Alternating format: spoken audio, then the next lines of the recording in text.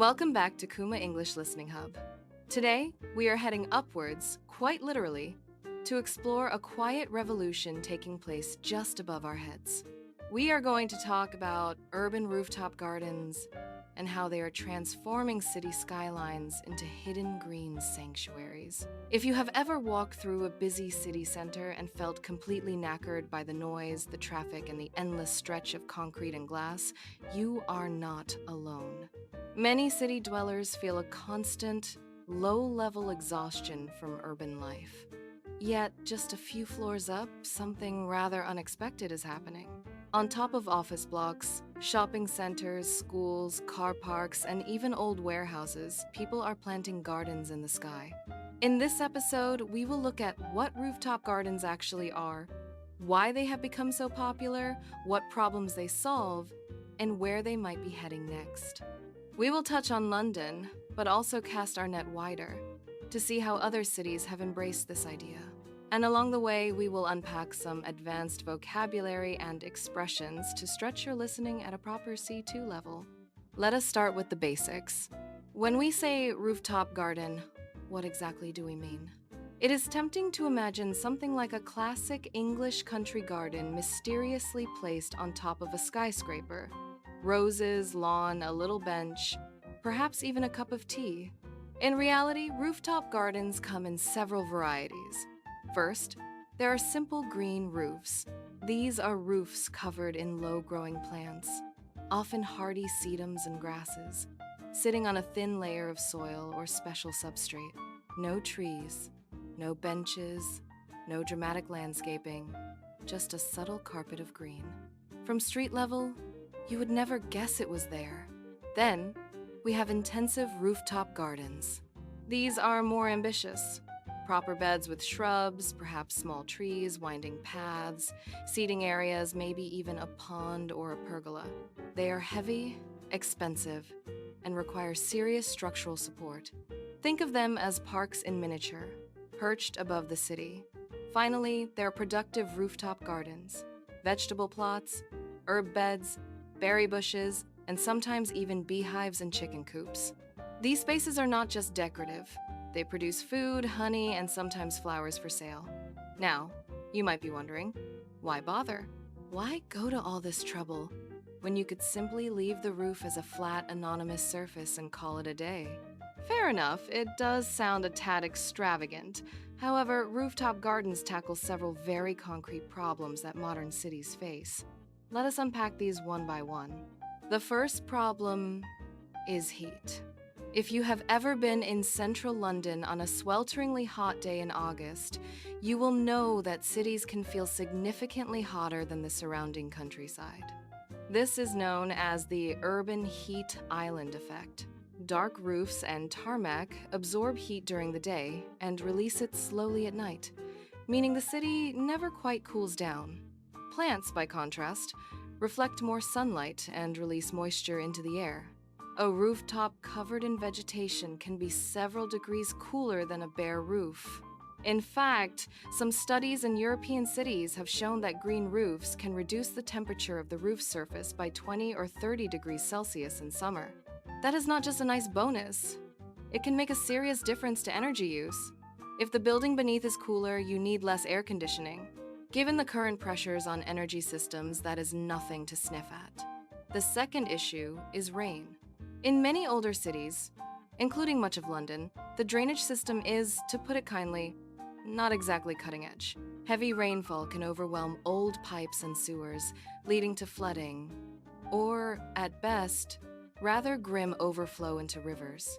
A green roof retains some of that rainwater in its soil and plant matter, releasing it slowly rather than dumping it all into the drains at once.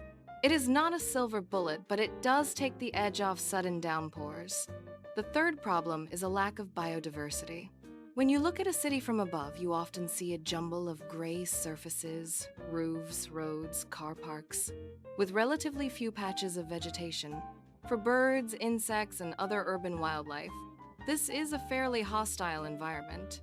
A rooftop garden, even a modest one, can provide habitat, nesting spots for birds, nectar for pollinators, and cover for insects. One well-known example in London is the Green Roof at Canary Wharf. While that area is famous for its glass towers and financial institutions, some of those towers now have roofs specifically designed to support black redstarts, a rare bird species in the UK. Blimey, you might think stockbrokers downstairs, endangered birds upstairs. It is a rather intriguing juxtaposition. The fourth benefit is more psychological: access to calm, restorative spaces. If you work in a large office block or live in a flat without a garden, a rooftop can become your secret refuge. A lunchtime stroll among raised beds and potted trees can feel like a mini holiday from email and spreadsheets. Hospitals, too, have been experimenting with rooftop gardens for patients and staff, recognizing that even a small dose of greenery can improve mood and reduce stress. So far, so positive. But before we get too carried away, we should address the practical side. Rooftop gardens are not simply a question of dragging a few pots upstairs, shoving in some soil, and hoping for the best. Firstly, there is the sheer weight. Wet soil is heavy, and so are paving stones, planters, and water features. Not every building is designed to support that additional load. In some cases, the structure has to be reinforced, which can be pricey and disruptive. Secondly, there is waterproofing. The last thing you want is for your beautiful garden to start leaking into the offices below. Modern green roof systems include layers of root barriers, drainage mats, and waterproof membranes, all of which have to be installed correctly. One small error, and you could end up with a very awkward conversation with the facilities manager. Thirdly, there is access and safety. How do people get onto the roof? Is there a lift? A staircase? Do you need railings, safety barriers, or even harnesses for maintenance staff? Health and safety regulations, especially in the UK, are quite robust, and rightly so. You cannot simply tell people to climb a ladder with a watering can and hope no one slips. Fourthly, there is the climate. Roofs are exposed to wind, intense sun, and, in places like Britain, a great deal of rain, occasional frost, and the odd storm that comes barreling in off the Atlantic. Plants in rooftop gardens need to be tough, resilient, and able to cope with extremes. You may be keen on delicate roses, but they might not be entirely thrilled about being blasted by icy wind on the 15th floor. Despite these challenges, rooftop gardens have been taking off around the world. Let us glance at a few case studies. In London, the Olympic Park Legacy Project in Stratford inspired a wave of ecological thinking about new developments. Many planning authorities now actively encourage, or even require, green roofs for larger projects. You will find them on schools in Hackney, housing developments in King's Cross, and office buildings in the city. Some roofs are reserved for wildlife with limited human access, while others have been turned into rooftop bars and community spaces. Elsewhere, in cities like Paris, Singapore, and Toronto, rooftop gardens have been woven into broader environmental strategies. Singapore, famously, has embraced the idea of a city in a garden. It has spectacular sky parks and layered green terraces, some of which connect multiple buildings.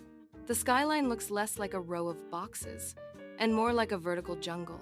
Now, you might be thinking, this all sounds rather idealistic.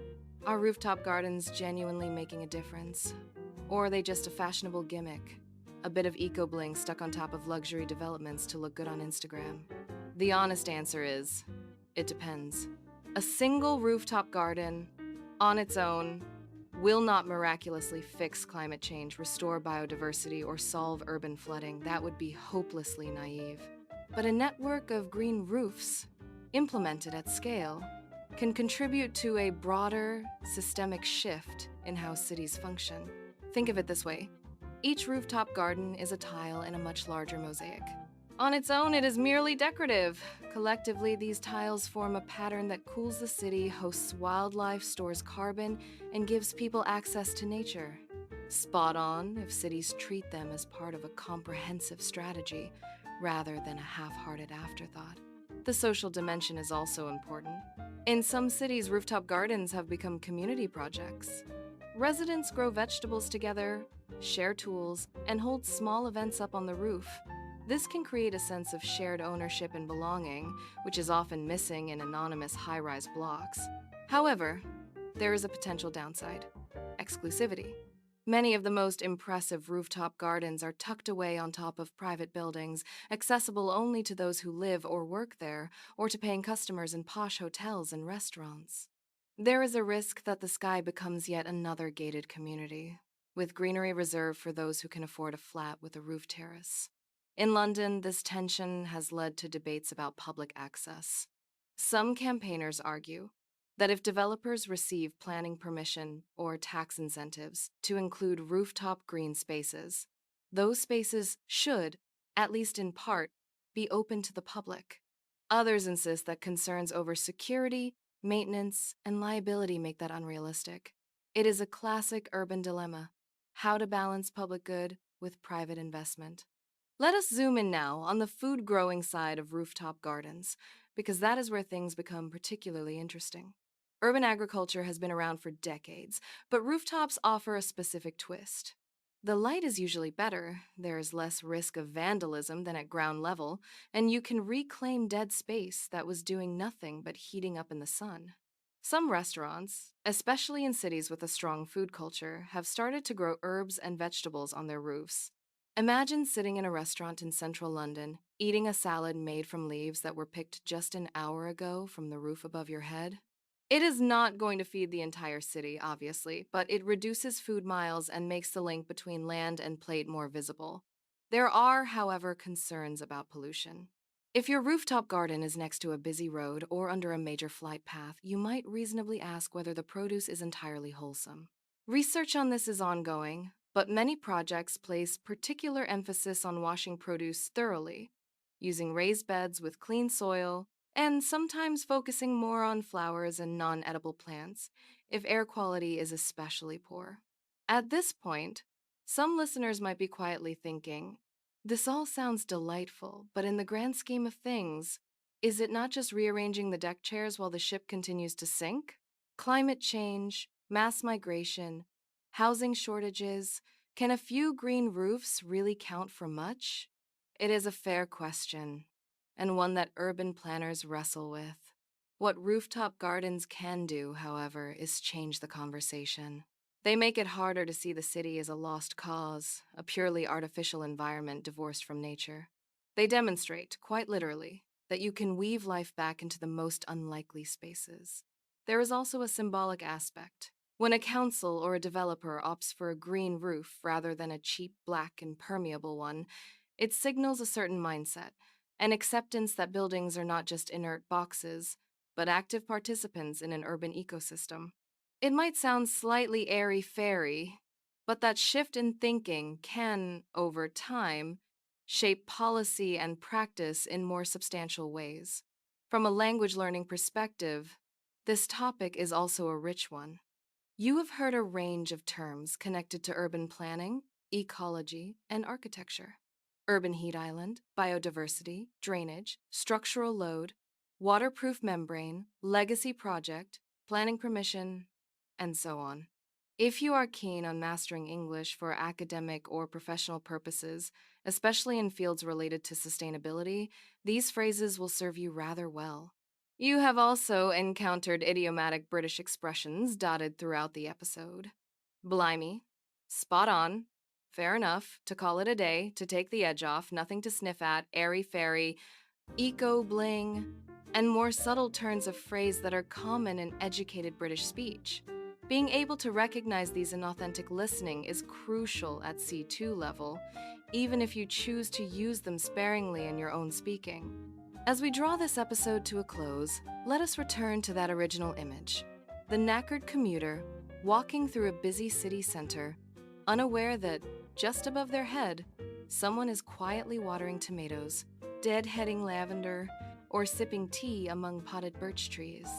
Part of the charm of rooftop gardens is precisely this hidden quality. They are sanctuaries that exist in parallel to the frantic life below. If you ever find yourself in a major city, whether in Britain or elsewhere, you might look up at the skyline and wonder what is happening on those flat, anonymous roofs. Are they empty, baking in the sun, doing very little except leaking heat into the atmosphere? Or have they been transformed into something altogether more hopeful, a patchwork of small, determined acts of greening stitched into the fabric of the urban landscape? The answer, increasingly, is the latter. There is still a long way to go, of course, and not every project is brilliantly executed. Some are tokenistic, some fall into disrepair, and some are more interested in glossy marketing than genuine environmental benefit. But the direction of travel is clear. More and more, cities are admitting that the vertical dimension is not just for offices and luxury flats. It is also a place where nature can return. So, next time you hear the phrase rooftop garden, you will know that it is not just a trendy buzzword. It is a complex, evolving practice that touches on engineering, ecology, community building, and even psychology. It is a reminder that, in the most unexpected places, there is room for something gentler, slower, and more alive. That is it for today's episode from Kuma English Listening Hub. If your vocabulary feels a bit stretched and your brain feels pleasantly full, then you are doing it right at C2 level. Have a listen again, pick out the phrases you found tricky, and make them your own. Until next time, take care, look up at the roofs above you, and notice how your city might be quietly changing. Cheers for listening.